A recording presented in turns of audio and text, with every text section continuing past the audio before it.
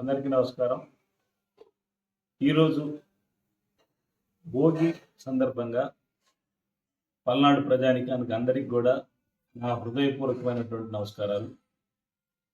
తెలుగునాట, తెలుగు ఇంట, ప్రతి ఇంట సంక్రాంతి సంబరాలు మిన్నంటాలని చెప్పని ప్రజలందరూ కూడా సిరి సంపదలతో,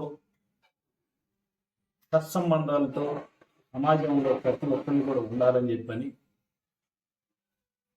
జగనన్న పరిపాలనలో అందరం ఎంత సుభిక్షంగా ఉంటున్నామో మనందరం కూడా చూస్తూ ఉన్నాం. అందరూ కూడా సంతోషంగా ఉండాలి. మరలా జగన్మోహన్ రెడ్డి గారికి రాబోయే ఎలక్షన్స్లో పట్టం కట్టేదానికి ప్రజలందరూ సుముఖంగా సిద్ధంగా ఉన్నారని చెప్పేసి మనం ఇటువంటి పండుగలు మరి ఎన్నో జరుపుకోవాలని చెప్పేసి మీ అందరినీ